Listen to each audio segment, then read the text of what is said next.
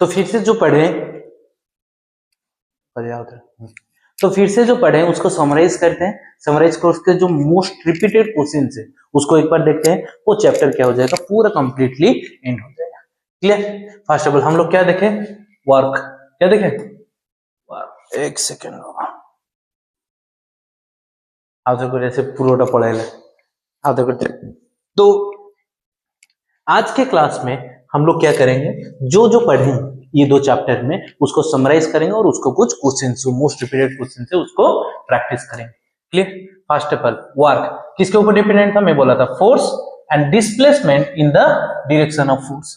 Energy क्या है, capacity to do work. इसका फॉर्मूला क्या था, W is equal to F into S. W is equal to F into S. तीन था यूनिट एनर्जी का और वर्क का, दोनों का यूनिट कितना था, जूल, ऐसा unit. Potential energy is equal to mass into g. G is the acceleration due to gravity which is equal to 10 meter per second square.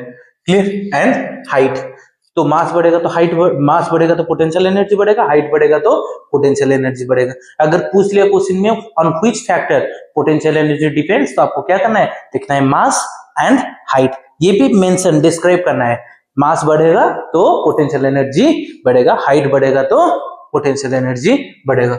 उसके साथ साथ काइनेटिक एनर्जी हाफ mv², ये याद रखना, वैल्यूज याद रखना। किसके ऊपर डिपेंडेंट है, mass and velocity. Mass and velocity.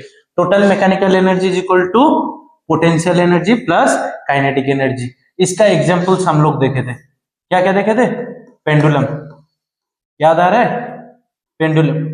Pendulum के बाद क्या देखे थे दूसरा, रोलर कोस्टर।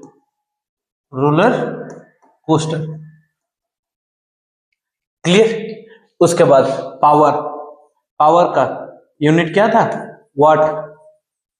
क्या दिखे थे हम लोग, 1 watt is equal to 10 to the power -3 kilowatt, और 1 kilowatt is equal to 10 to the power 3 watt, और 1 horse power is equal to 746 watt. ये देखे थे हम लोग, which is equal to rate of doing work. उसका जो फॉर्मूला क्या है, वर्क अपॉन टाइम। और एनर्जी और पावर का दोनों का डिफरेंस याद करके लिखना है। पक्का? 3 पॉइंट हमने बोला था। फिर से summary, heat and thermal expansion का, इसमें हम लोग क्या क्या देखे, इसमें हम लोग देखे बॉइलिंग एंड इवेपोरेशन का डिफरेंस, ये important, boiling versus evaporation, important question. Clear? ये फिक्स टेम्परेचर में होता है, ये एट एनी टेम्परेचर में। ये सरफेस में होता है, ये थ्रू आउट द लिक्विड होता है, ये थ्रू आउट द लिक्विड होता है। ये रैपिड है या फास्ट है, ये स्लो है। ये रैपिड है, ये स्लो है। ये कूलिंग इफेक्ट नहीं देता, कूलिंग इफेक्ट नहीं देता, लेकिन इवेपोरेशन क्या करता है, कूलिंग इफेक्ट देता है। इवेपोरेशन कूलिंग इफेक्ट देता है। दीज आर सर्टेन, ये क्या है, कुछ कुछ इसका डिफरेंस है। ये आई थिंक इसमें ही 4 डिफरेंस बन गए, इनफ है आपके लिए। क्लियर? उसके बाद थर्मल एक्सपेंशन देखे हम लोग। Thermal expansion means there is increase in size due to heat. इसका हम लोग फ्लो देखे थे, हीट एनर्जी, हीट एनर्जी। जब हीट एनर्जी दिया जाएगा तो क्या होगा, particles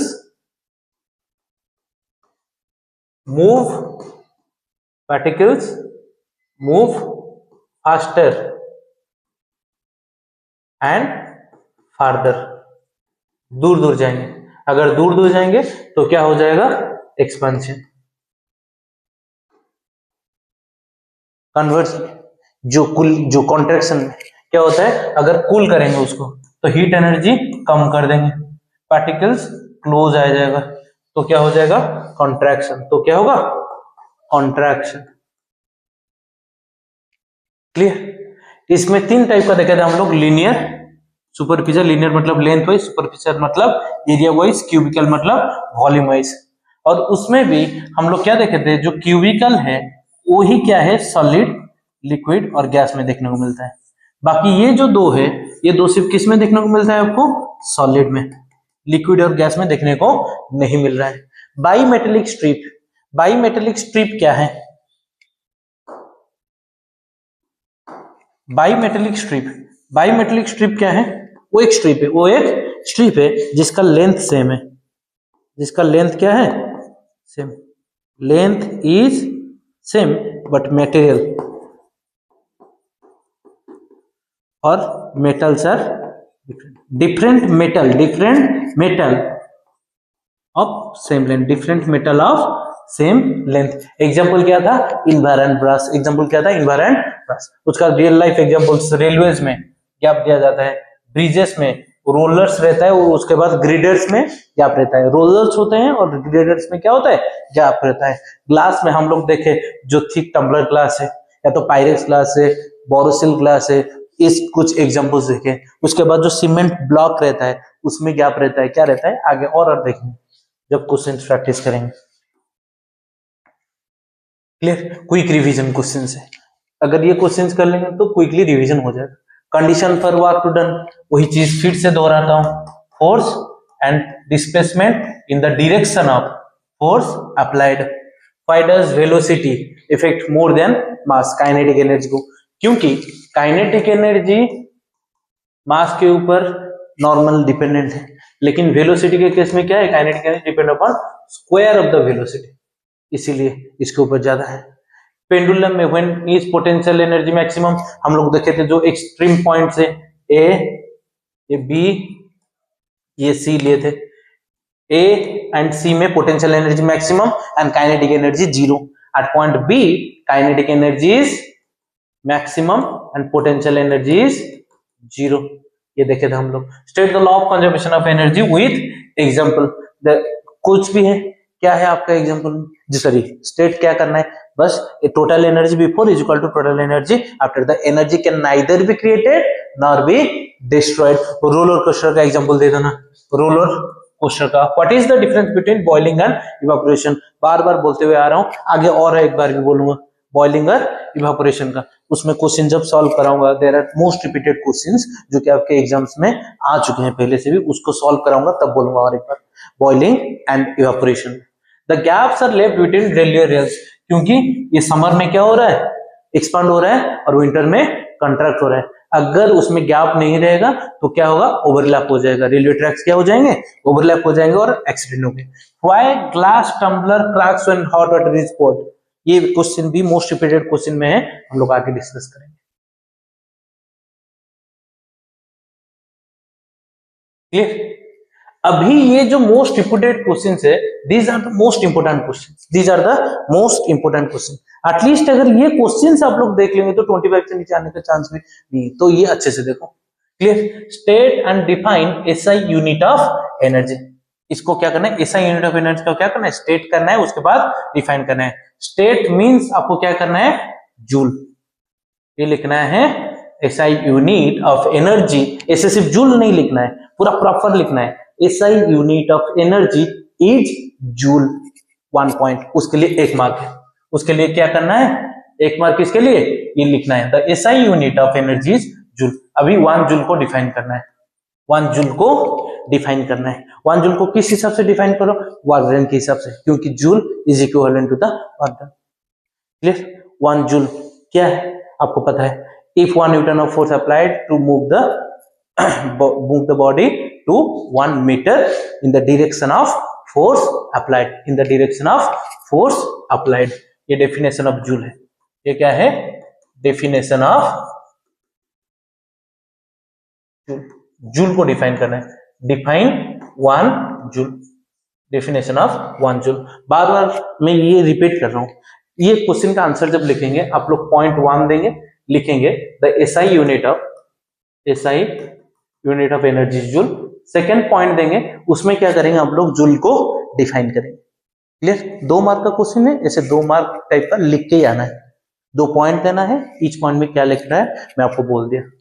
state the energy changes into the following cases, electric kettles में देना है। इलेक्ट्रिक केटल्स में क्या हो रहा है, आपको पिछले वीडियोस में मैं ये बोला था ऑलरेडी, क्या बोला था मैंने, कि जो इलेक्ट्रिक केटल्स है उसमें आपको मिलता क्या है, हीट एनर्जी, तो आउटपुट क्या है आपका, हीट एनर्जी, प्रोसेस क्या है, इलेक्ट्रिकल, इनपुट क्या होगा, इलेक्ट्रिक एनर्जी।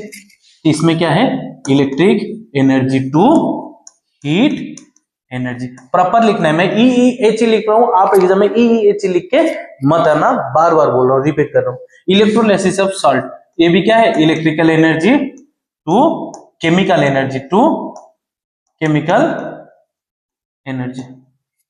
क्लियर, कोई डाउट? अभी state the kind of energy, potential और काइनेटिक और both in case of the following. Stressed rubber और स्ट्रिंग ऑफ ए कैटापल्ट, जिसको आप स्ट्रेच करके रखे हो, अगर स्ट्रेस्ड है तो उसके पास पोटेंशियल एनर्जी, अगर स्ट्रेच करके लीफ कर दियो, छोड़ दियो, तो उसके पास क्या है, kinetic energy plus potential energy. Clear, ये स्ट्रेस्ड है तो इसके पास क्या है, potential energy. Hurricane blowing of the roof, example है आपका किसका, काइनेटिक एनर्जी।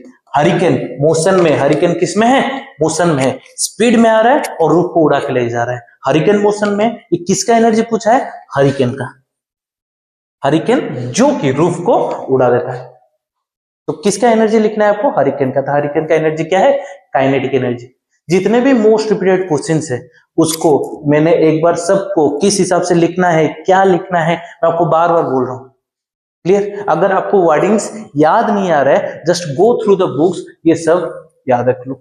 जैसे कि डेफिनेशन ऑफ 1 जूल, एक बार बुक देख लो, डायरेक्टली बुक में लिखा हुआ है, मैंने आपको अंडरलाइन भी करवाया है।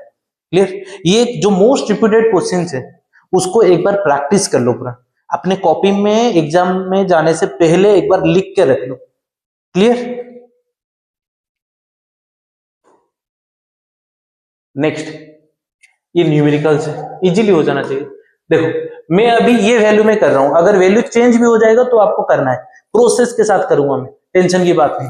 मैं आपको क्या बोला था, पहले लिख लो गिवन। गिवन क्या क्या है मेरे को बोलो। मैं आया, देखा मास 40 kg, तो केजी ऐसा यूनिट में चेंज करने की जरूरत नहीं है। Climbs of stair by spending 800 joule. Climbs of, चढ़ रहा है, ऊपर क्या कर रहा है, चढ़ रहा है, तो एनर्जी है, कौन सा एनर्जी होगा, चढ़ रहा है मतलब potential energy. Clear, potential energy कितना है, 800 जूल। उसके बाद how high does the girl climb up, तो क्या पूछा है, how high, high means height पूछा, इतना ही है। इसमें आपको क्या करना है, गिवन क्वांटिटी हो गया, ऐसे लिखना है, क्वेश्चन मार्क, ये पूछा है। उसके बाद आपको क्या बोला था मैं, फॉर्मूला लिखना है। क्या लिखना है, फॉर्मूला। फॉर्मूला क्या है, potential energy is equal to M into G into H. पूछा क्या है आपको, height, height is equal to potential energy by M G. अभी इसको ही बॉक्स में डालना है, ये वाला ऊपर वाला को बॉक्स में नहीं डालना है, पक्का। इधर जी कहां से आ गया, जी का वैल्यू कितना है, मैं आपको बार बार बोला हूं, जी का वैल्यू कितना है, 10 मीटर पर सेकेंड पे। जी का वैल्यू 10 लेना है, जी का वैल्यू आपको क्या लेना है, 10 लेना है, बस वैल्यू पुट करो, आंसर मिल जाएगा। which implies that h is equal to potential लेने की जगह 800, उसके जगह 40 इंटू 10 0 0 0 0, सब एसआई में है, सब एसआई में है, तो हाइट भी क्या होगा, एसआई में होगा। तो आपको क्या लिखना है, 2 मीटर। बॉक्स बनाना है, क्या लिखना है, कोई डाउट? बार बार मैं आपको बोलता हूं, गिवन पूरा लिखना है, जो क्वेश्चन पूछा ये भी लिखना है, उसके बाद फॉर्मूला लिखना है, फॉर्मूला को बॉक्स में डालना है, उसके बाद फॉर्मूला में वैल्यू पुट करना है, आपका आंसर रेडी है, बगल में लिख दीजिए यही मेरा आंसर है। अगर इसमें वैल्यू चेंज हो जा रहा है तो भी आपको कोई दिक्कत नहीं होना चाहिए। जी का वैल्यू जिंदगी में चेंज नहीं होगा, 10 meter per second square. Clear, make sure कि यूनिट एसआई में हो, और जब आंसर लिखोगे आंसर को यूनिट में ही लिखोगे, आंसर के बगल में आपको यूनिट लिखना है, अगर नहीं लिखोगे तो मार्क कट जाएगा। Clear, two bodies A and B of mass m and 3m are moving with velocity 2v and 5v. Compare their kinetic energy. ये कंपैरिजन है, रेशियो कंपैरिजन। अगर ये वाला आ गया तो हमको क्या बोले थे, एक लाइन खींचना है, लाइन में लिखना है m1 is equal to m, v1 is equal to 2v, ke1 is equal to half m1 v1 square, which is equal to, मैंने बार बार पिछले वीडियो में बोला था, ब्रैकेट में रखना है, m1 के जगह m, v1 के जगह 2v को ब्रैकेट में रख के स्क्वायर में डालना है। सेम हियर, अगर बार बार बोलो कंपैरिजन है रेशियो है, इस हिसाब से करना है। Follow the steps, answer automatically निकल जाएगा। M2 क्या है 3m, V2 क्या है 5v, काइनेटिक एनर्जी 2 क्या है हाफ m2 v2 स्क्वायर। देखो आप लोग बार बार कंफ्यूज हो जाओगे, इसीलिए मैं बोल रहा हूं आपको इसको ब्रैकेट में रखना है। जैसे कि हाफ m2 को क्या करना है 3m ब्रैकेट में रखो, v2 की जगह क्या करना है 5v ब्रैकेट में रखो। इसको सॉल्व करो, अभी हाफ रखो, हाफ कट जाएगा, हाँ हाफ m इंटू 2v का स्क्वायर कितना हो जाएगा 4v square, half m 4v square, 2 का स्क्वायर 4v स्क्वायर, इधर हाफ इंटू 3m इंटू 5 का स्क्वायर 25v स्क्वायर। कोई डाउट? पक्का? अभी कंपेयर कर लो, अभी क्या करो कंपेयर, नीचे करना है, स्पेस नहीं है तो साइड में मैं कर रहा हूं। Kinetic energy 1 up to kinetic energy 2, kinetic energy कितना है हाफ m 4v स्क्वायर, ये कितना है half 3m 25v square, half cancel, m cancel, v square cancel, तो कितना आएगा 4/75, यही है तो, हाँ क्लियर? कोई डाउट? पक्का? Next, give two difference between the energy and power. First difference, define capacity to do work, rate of doing work, it will be capacity to do work, it will be rate of doing work. Second, it does not depend upon time,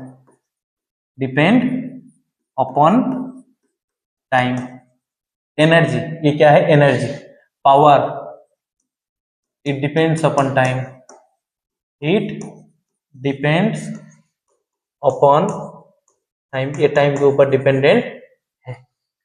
third, इसका unit क्या है joule, इसका unit क्या है what, ये इसको proper लिखना है। The SI unit of energy is joule, the SI unit of power is what. अगर दो डिफरेंस पूछा है तो मोस्ट प्रोबेबली ये 2 3 ही लिखना, डेफिनेशन मत लिखना। इसमें दो पूछा है, गिव टू डिफरेंस तो लिखना है it does not, the energy consume does not depend upon the time, the power consume depends upon the time, the SI unit of energy is joule, the SI unit of power is what. Definition मत लिखना इसमें। अगर दो पूछा गया है, अगर कितना पूछा है टू डिफरेंस है तो क्या लिखना है डिफरेंस, प्रॉपर डिफरेंस लिखना है, डेफिनेशन लिख के मत आना। क्लियर? नेक्स्ट, ये वाला क्वेश्चन फिर से आ गया। अभी stone of weight 2 kg given लिखना। अभी मास नहीं दिया आपको, आप क्या दिया है मास नहीं दिया है, आपको वेट ही दे दिया है।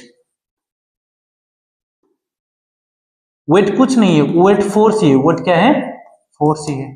कितना है 0.25 kgf।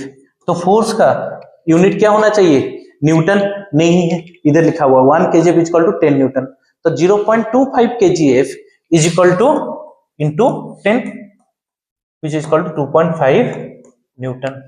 पहले एसआई में नहीं है तो एसआई में कन्वर्ट करो। Clear? Is vertical upward such that it attains a height of 40 metre, height given है 40 मीटर। पूछा क्या है द अमाउंट ऑफ एनर्जी, इस हिसाब से पूरा लिखना है। उसके बाद फॉर्मूला लिखना है, फॉर्मूला में potential energy is equal to weight into height. हम लोग पहले क्या लिखते थे mgh, mg क्या है आपका वेट ही है, इसलिए वेट इंटू हाइट लिख दिया मैंने। अभी पोटेंशियल एनर्जी, वेट की जगह हम लोग क्या डालेंगे 2.5 न्यूटन, क्योंकि kgf is not an SI unit. बार बार बोल रहा हूं kgf एसआई यूनिट है नहीं, तो डायरेक्टली क्या लिखो 2.5 न्यूटन। और हाइट की जगह क्या लिखना है 40। 40 इंटू 2.5 कितना हो जाएगा, कितना 100। तो ये 100 जूल लिखना है, बार बार बोल रहा हूं ऐसा यूनिट लिखना है और ये लिखना है, यही है मेरा आंसर। इसमें बॉक्स लिखना है, इसको बॉक्स में लिख के आंसर लिख के आना है। मेक श्योर, देखो इधर मैं बार बार बोल रहा हूं वेट लिया हूं, मास नहीं लिया हूं, वेट फोर्स है तो ये न्यूटन में होना चाहिए। केजी ऑफ टू न्यूटन मतलब 1 kg is equal to 10 newton. कोई doubt? Next, find the increase in kinetic energy. मजा आ जाएगा, देखते हैं। Find the increase in kinetic energy of a body of mass 2 kg when its speed increases from 2 meter per second to 7 meter per second. Clear? तो दो चीज बनाओ पहले, m1 2 kg कंपैरिजन है, clear? v1 2 metre per second, kinetic energy 1 कितना है, kinetic energy 1 कितना है, half m1 v1 square which is equal to half 2 into 2, bracket में रखना है 2 का स्क्वायर, तो 2 कट गया, बच गया कितना 4 जूल। इधर m1 कितना है 2 kg, v1 कितना है 7 metre per second, kinetic energy 2 sorry m2 v2 kinetic energy 2 कितना है half m2 v2 square, value put करो, हाफ इंटू 2 इंटू 7 का square which is equal to 2 cut गया कितना 49। Find the increase in kinetic energy, कितना kinetic energy बढ़ा है, कितना काइनेटिक एनर्जी बढ़ा है, that means the change in kinetic energy 2 up to kinetic energy sorry minus kinetic energy. Kinetic energy कितना बढ़ा है, लेट आपके पास अभी 5 आम थे, अभी मैं आपको आम दे दिया, आपके पास 10 आम हो गए, मैं बोलूंगा कि आप कितने आम गेन किए हैं, तो कितना है 10 माइनस 5, तो kinetic energy minus kinetic energy 2, that is इधर 49 जूल लिखना है, 49 minus 4 which is equal to 45 joule. Question क्या पूछा है, ये आपका आंसर है, इधर अभी लिखना है आपको क्या आंसर। ये इंपॉर्टेंट क्वेश्चन है, ये आ सकता है, मैं बार बार बोल रहा हूं, जो मोस्ट रिपोर्टेड क्वेश्चन है, ये वीडियो में मैं जितने भी क्वेश्चंस डिस्कस कर रहा हूं, आपको वो सब के सब क्वेश्चन अच्छे से देख के जाना है, step by step, clear?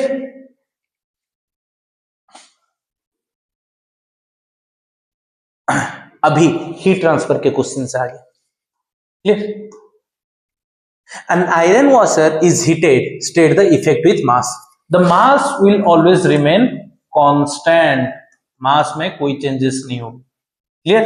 But अभी थर्मल एक्सपेंशन होगा, थर्मल एक्सपेंशन होगा। आपको ये पता है डेंसिटी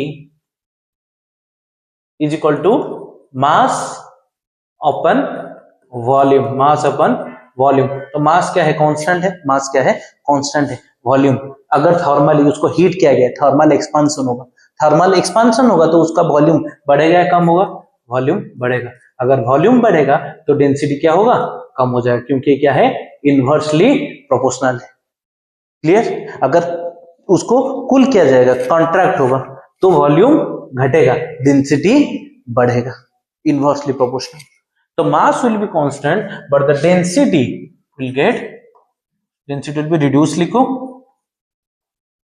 डिक्रीज लिखो, अपने लैंग्वेज में लिखो, आपको जो भी अच्छा लग रहा है। लॉजिक समझ में आ गया? ये क्वेश्चंस आने का चांसेस 90% है, देख के जाना। देखो अभी, why does a Pyrex glass not crack when boiling hot T is put?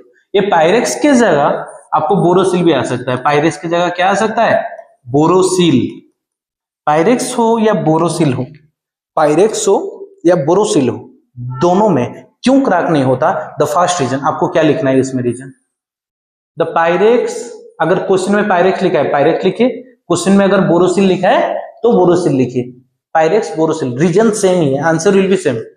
Is thin, वो क्या है थीन है, वो क्या है थीन है, अगर थीन है ये पूरा अच्छे से लिखना है। The Pyrex glass is thin, hence the temperature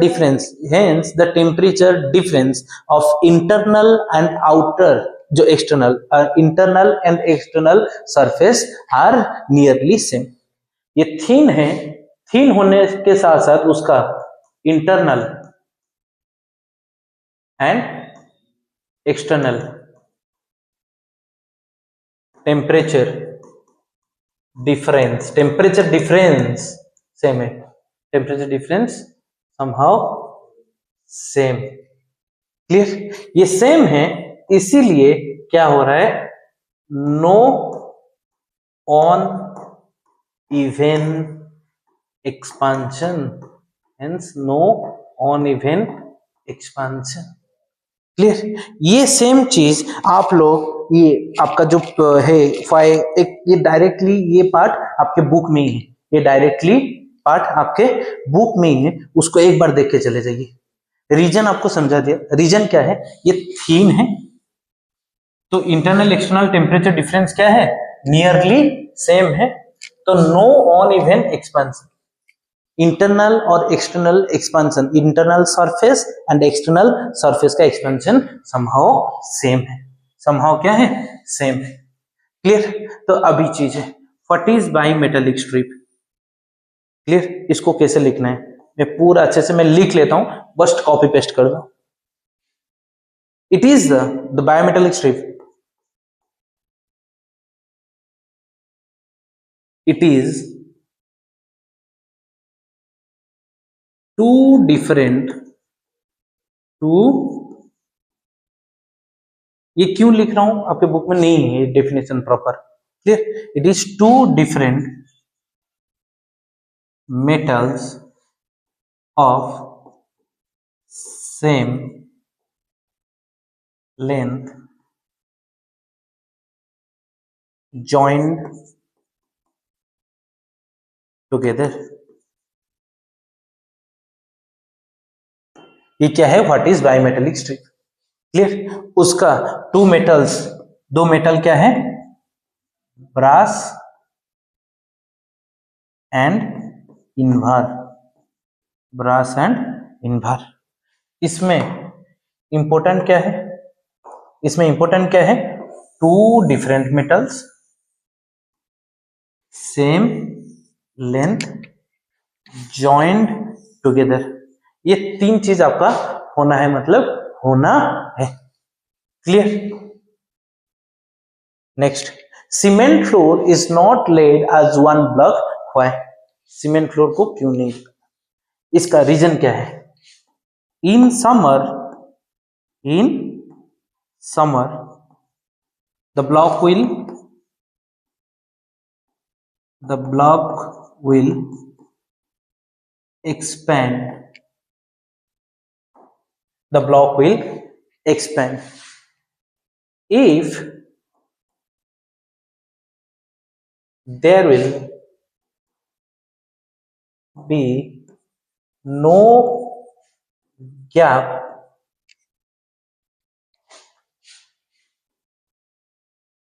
the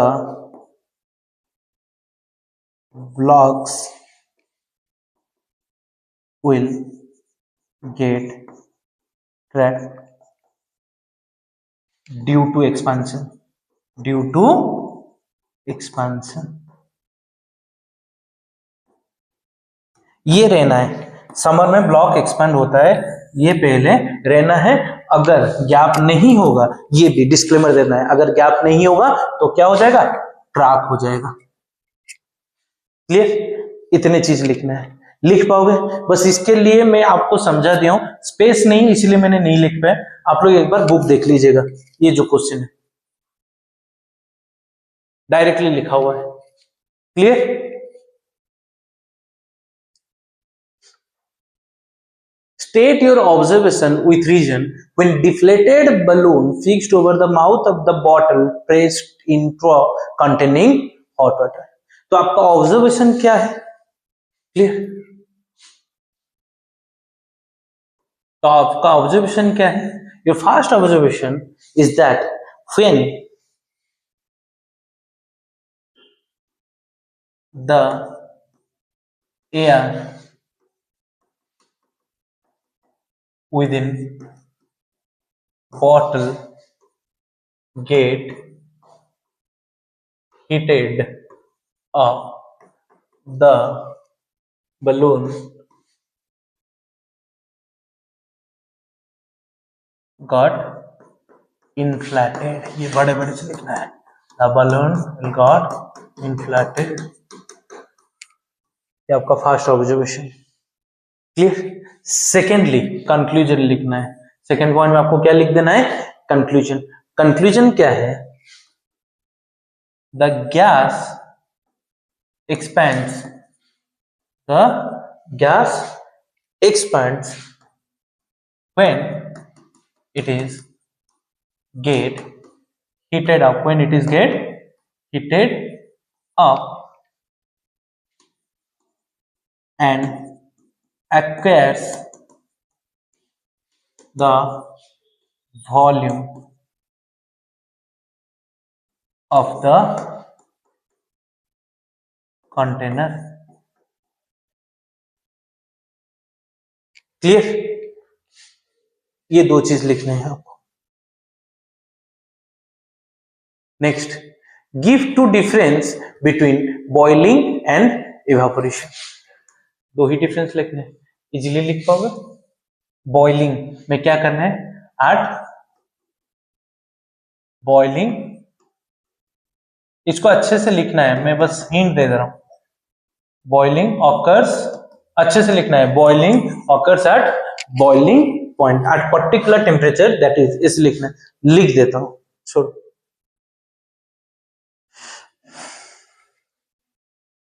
दो पॉइंट लिख देता हूं। Boiling occurs at a particular temperature, at a particular temperature, that is, TMP मत लिखना, टेम्परेचर लिखना पूरा अच्छे से। Temperature that is boiling point, boiling point ऐसे लिखना। क्लियर। इसमें लिखना evaporation occurs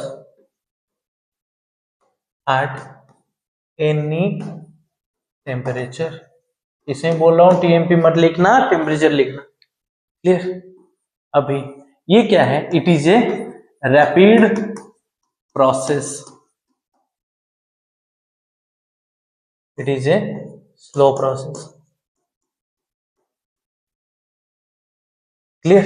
It is a rapid process and it is a slow process. It requires external source of heat. इधर लिखना, it does not require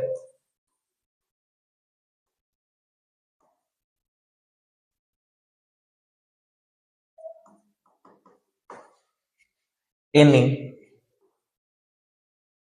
external source of heat। कोई भी तो लिख के चले आना।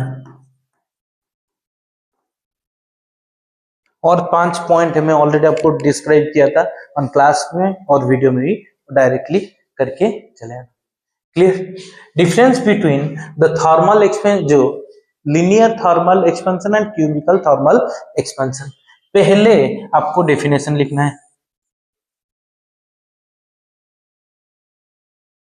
पहला पॉइंट क्या है? आपको डेफिनेशन लिखना है। Just go through book, already मैं आपको समझा चुका हूं। थर्मल जो लीनियर एक्सपेंशन क्या है? Across the length. Cubical expansion क्या है? Across the volume. सेकेंड चीज, it is only observed. Definition book से देख के जाना, बार बार बोल रहा हूं, अगर नहीं देखोगे तो फंसोगे। गोल्डन चांस है, अगर देख लोगे तो कर लोगे। It is only observed in solids, ये सिर्फ सॉलिड में दिखता है, ये it is observe in solid, liquid and gases. ये 2 पॉइंट लिख के आना है, ये 2 पॉइंट लिख के आना है, डेफिनेशन लिखना है और ये लिखना है। क्लियर? कोई doubt? So this is all about this lecture. तो अच्छे से पढ़ो, जितने क्वेश्चंस देखो, पहले जो मैंने पिछले जो वीडियो डाला हुआ था उसको 2x में देख लो, सो दैट कि एक क्विक रिवीजन हो जाएगा। उसके बाद ये जो वीडियो है इसको अच्छे से देखो, ये जो वीडियो है इसको क्या क्या देखना है। देखो पहले इसमें मोस्ट रिपीटेड क्वेश्चन है, इसमें फिर से मैंने चीजों को रिवाइज कर दिया है। अगर ये मोस्ट रिपीटेड क्वेश्चन, मेन चीज है इसका इंपोर्टेंस मैं आपको बोल दे रहा हूं, जो मैंने मोस्ट रिपीटेड क्वेश्चंस करवाए हैं और रिवीजन क्वेश्चंस इसमें जो है, इसका डायरेक्टली राइटिंग वे अच्छे से जिस हिसाब से मैं बोला हूं उसी हिसाब से लिखना है। जिसमें बोला हूं आप बुक एक बार रेफर करो, उसमें बुक रेफर करना है। आपको क्या करना है, जो ये जो क्वेश्चंस मैंने बोला उसको बिफोर गोइंग टू एग्जाम एक बार अपने कॉपी में लिख लो, एक बार अपने कॉपी में लिख के प्रैक्टिस कर लो, चाहे रात जितना ही बच जाए, कॉपी में लिख के एक बार प्रैक्टिस कर दो। ज्यादा से ज्यादा आपको 30 मिनट्स लगेगा बच्चे आपको ज्यादा से ज्यादा 30 मिनट्स लगेंगे, उससे ज्यादा नहीं लगेंगे। अगर ये कर लोगे, मैं गारंटी देता हूं यहां से कुछ भी नहीं तो 6-7 बच्चे को तो 30 से 30 आ जाएगा, 30 से 30 आएगा ही आएगा, मैं गारंटी देता हूं आपको। क्लियर? एक बार बस ये कॉपी में लिख दो, ये जो 2 क्वेश्चन है मैंने जो बोला आपको, डायरेक्टली इसको लो और कॉपी में लिखना शुरू कर लो ये क्वेश्चंस को। कीप इन माइंड, मैं जिस हिसाब से बोला हूं, मैं अगर बोला हूं न्यूमेरिकल्स को आपको गिवन लिखना है, फॉर्मूला लिखना है, उसके बाद फॉर्मूला को बॉक्स में डालना है, उसके बाद सॉल्व करना है, जो आंसर आएगा वो आंसर को यूनिट भी लिखना है। जब गिवन देखोगे तो ऐसा यूनिट चेक कर देना, क्या चेक कर देना, ऐसा यूनिट एक बार चेक कर देना। क्लियर? अगर कंपैरिजन है, रेशियो है, तो ऐसे ही लिखते जाना, m1 v1 m2 v2। जब फॉर्मूला में पुट करोगे तो ब्रैकेट में ही पुट करना, जब फॉर्मूला में पुट करोगे उसके बाद रेशियो निकाल दो। अरे हाँ या ना, काम खत्म। ये 2 न्यूमेरिकल्स अच्छे से करना, कंफ्यूजन नहीं होगा। अगर आप प्रोसेस के साथ करोगे तो कंफ्यूजन नहीं होगा। डेफिनेशन में इंपोर्टेंट क्या है आपका, कीवर्ड। डेफिनेशन में इंपोर्टेंट क्या है आपका, कीवर्ड। और सारे के सारे चीज को पॉइंट वाइज लिखने का ट्राई करो, सबको पॉइंटर्स लिखने के लिए ट्राई करना। जो जो चीज मैं बोला हूं एक बार कॉपी में एक बार अच्छे से कर लेना please, it's a kind request, अच्छे से करो। ऑल द बेस्ट आप लोग सब। मेरा ये रहेगा कि आप लोग सब 30 से 30 मार्क लेके आओ। क्लियर? ठीक है, थैंक यू सो मच।